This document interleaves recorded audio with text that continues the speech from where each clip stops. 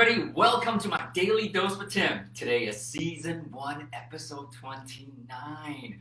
Oh my goodness, I can't believe it's been 29 episodes that I've been creating already. I actually started, I think it was June 1st.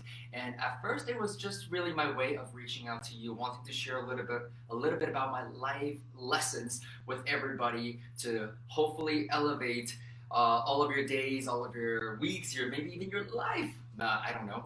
That's just something that I've always planned to do. However, I got a lot of feedback to say, hey, you know what? We really want to learn about what you do on a daily basis, because a lot of you guys know that I'm actually a financial wellness coach. And really, that's a fancy way of saying that I've been teaching people how to secure their financial futures, making sure that their income's not impacted when something like COVID happens.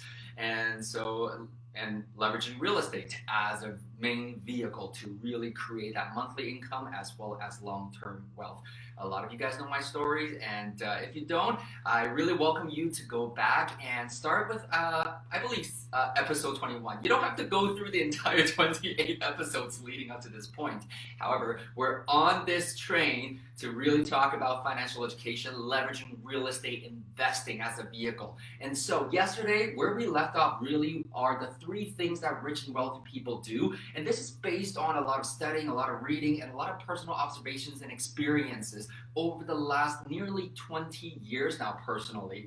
And I know it's really a short list, however, there's so much truth behind all of it. And every single day, I really love the conversation that I'm having with you guys, because even though you're not really seeing it here, and maybe it's because of the time, I don't always get a lot of you guys that are watching this live. However, I know you guys are watching this after, and I really appreciate it, because I remember last month when I first got started, it was only, I don't know, 200 something views every video, and now we're at about 500 on average now. So I'm hoping, and because that's really all I wanted, I'm hoping what that really means is that you're taking something out of this, and I really appreciate your support as well. So make sure you like and love the content if it's relevant to you, and more importantly, if you think that there are other people that need to hear this, make sure you share this with them. So after yesterday's episode, we went through the 3 things that rich and wealthy people do and have.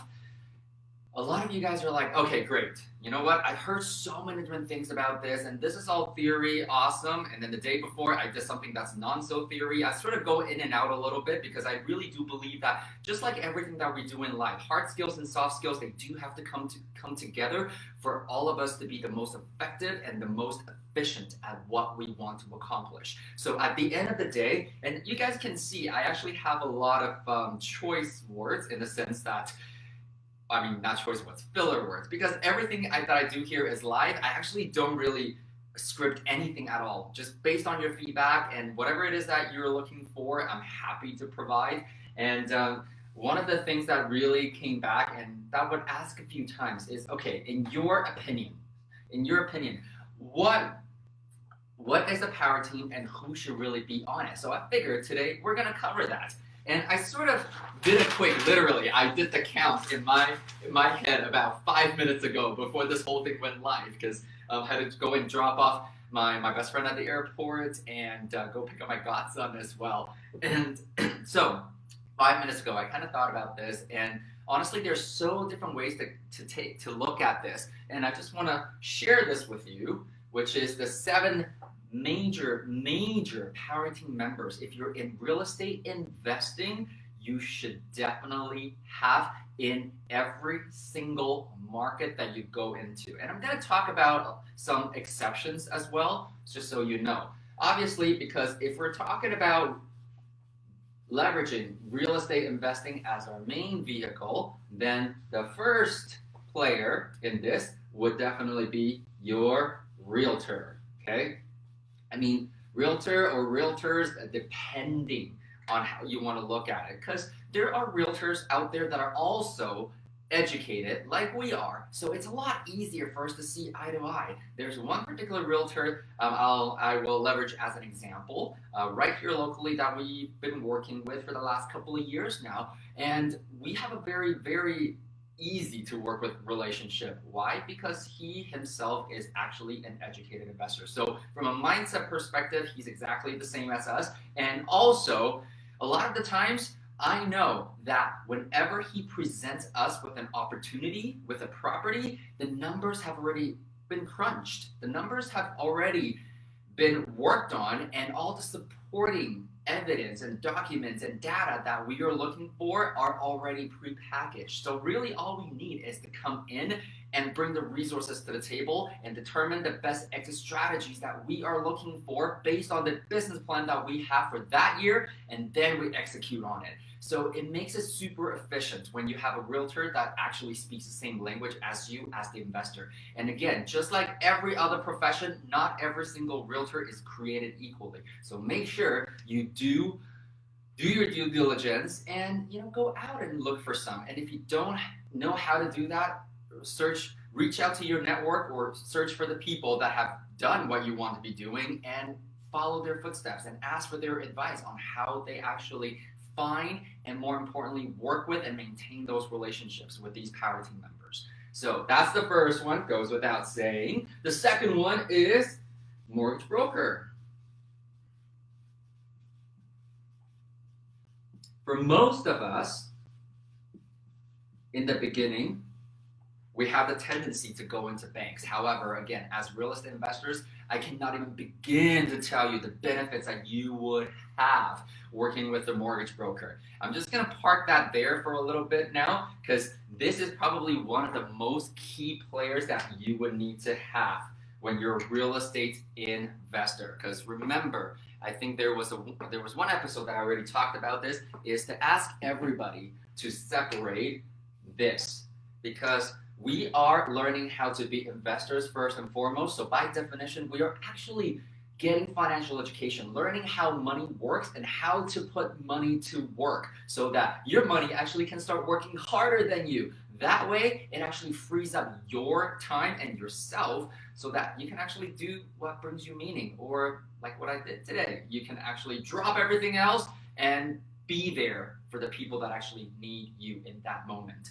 It's just that we are leveraging real estate as our main vehicle to do this. Now, the next person that we have, well, we always say that unless it's tenant first or tenant buyers first, usually when it comes to real estate, it's usually property first. So what that really means is that you want to have a general contractor on your power team.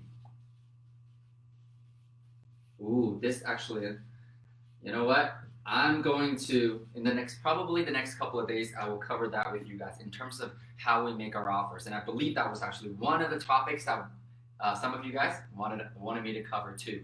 So general contractor definitely would have to be on your team as well, so that they can help you evaluate and provide you quotes on how much it takes for you to do the force appreciation that you need. Why? Because when it comes to property first, what do we always say? One of the main first rules when it's property first strategy is making money in the buy. Making money in the buy usually typically means that you are dealing with distressed properties. And again, distressed properties, they can go in so many different directions. Right now, we're just going to focus on the physically distressed properties. And that's why having a general contractor on your team is super important. And number 4, depending on your exit strategy, okay? Property manager. Oopsie. Property manager is definitely another one that you want on your team, because again, the long-term game really is to buy and hold, because this is what we keep saying. We buy and sell so that we can create capital, and leveraging that capital so that we can buy and hold to create long-term wealth. And so one of the biggest things that most of us want to do is to really free up ourselves the time. And so what that means is if you can start to pass on some of the day-to-day managing hassles, okay, and this is what we always say, when it comes to being a professional real estate investor, our job is actually not to manage tenant manage properties. That's your property manager's job.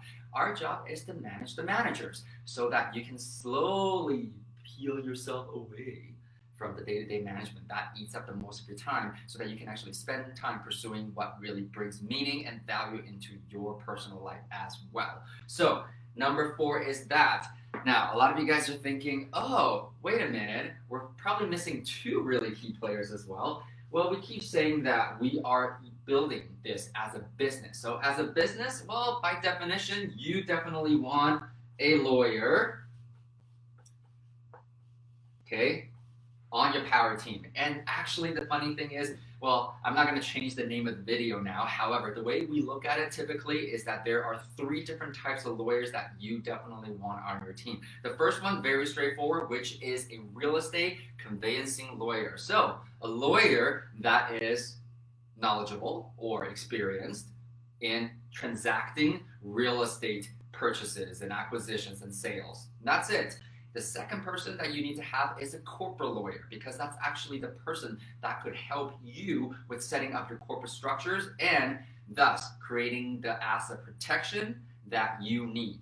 And we cannot speak about asset protection without speaking about accountant. However, I want to finish this last thought here when it comes to lawyer, because I said 3, right? So you have your regular real estate lawyer to handle all your transactions, and then you have your corporate lawyers. And number 3, I hope that none of you guys really need to be using this. However, again, I am also not naive. In my entire career, even before I had the volume that I have today, one of the trainers, one of the classes that I went to, what he said was, when it comes to real estate investing business, it is not if you're going to get sued, it's when you're going to get sued. And so the funny thing is, over the last few years, we've actually not been sued, knock on wood. However, we've had to take legal actions against, unfortunately, a few others. And so you need a litigation lawyer on your team as well. And obviously, ideally, you don't ever have to activate that, which is why a lot of the times when you guys are looking for lawyers to work with, my suggestion really is to look for a law firm that actually can provide all 3 different services. That typically means that you're looking at a mid-sized firm rather than a small mom and pop shop at that point, okay? And so, number 6, as we said, is an accountant.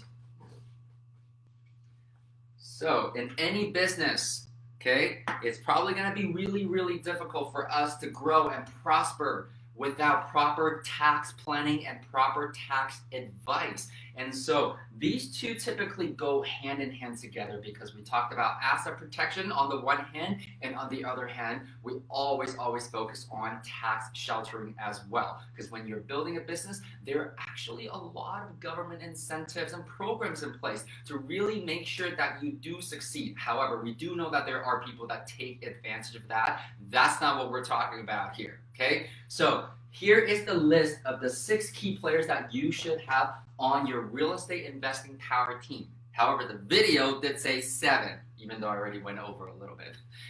Really, at the end of the day, call me biased or whatever, and I don't really care, to be really honest, because I will be forever biased, simply because this is the key component that has helped me navigate through fear, collapsing my time frame to grow, fast tracking my results, and really making sure that I don't lose money again. Because a lot of you guys know that I became an educated investor simply because I lost all of my savings. And that's why, for me, education really is that key component. So after all is said and done, is a mentor. That is the key component, because at every step of the way, you want to find somebody. You want to find somebody who's been and who's done what you want to accomplish, so that you don't have to make the same mistakes. And that's the thing about real estate investing, is that if you know what you're doing, you can make good money. However, if you don't know what you're doing, it not only will take you a long time to build your portfolio, and maybe get lucky with equity builds depending on the market that you're in. However, the speed in which you run at, it's going to be very, very different from somebody who's actually got another experienced investor guiding them and pushing them forward every step of the way. Because when it comes to real estate investing, just like any other forms of investing, I'm pretty sure that you actually had a financial goal in mind. The goal has never really been just picking up real estate for the sake of picking up real estate. That's what the amateurs do, okay? So these, honestly, are the 7 key players that you want to make sure that you have on your power team. Now, usually at this point, I would take it just one step further quickly, okay? I usually say that, in my opinion, there's your Tier 1 power team, and there is your Tier 2 power team members as well. So If you journey back a little bit, we have our realtors, we have our mortgage brokers, and then right here, we have your general contractors, we have our property manager, we have our lawyers, and then we have our accountant.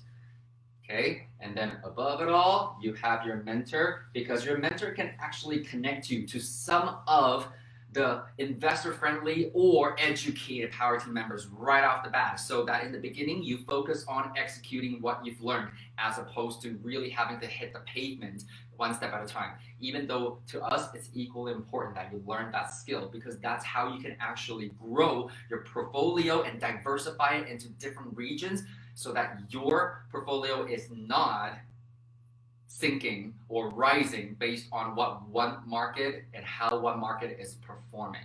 So I want you to make sure that that concept is very clear there. So tier 2, usually for the most part, I would have the exact same people here. Why? The way we work with tier 2 power team members is that we just constantly go out there and build brand new relationships. No different from us going out there to network, to build our network, because our network is our net worth. However, from a business perspective, these are the power team members that can provide you with referrals. Because again, a silent business is a business that's not going to exist for too long.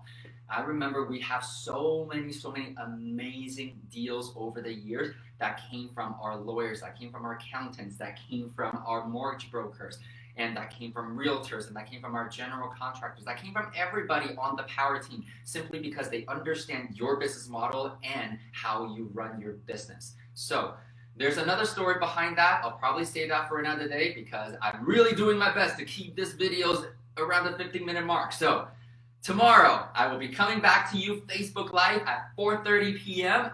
At Pacific Time, 5:30 p.m. Mountain Standard Time, and 7:30 p.m. Eastern Standard Time. So you know, every single day during the week, Monday to Friday, that's the time that I go on Facebook Live. So even if you're not able to watch this live and you got comments and questions later on, like you've been engaging with me, feel free to drop me a comment or just private text. Okay, I noticed that my messenger has been very busy. I haven't been a Facebook Messenger boy for a long time, and lately, because of this and because of all your questions and feedback and engagement, I'm actually a bit more active now on Messenger. So make sure you reach out and don't be shy. Ask any questions that you got, because that's really what I want to be creating here. It's that platform, that environment where you're comfortable enough to ask all the questions.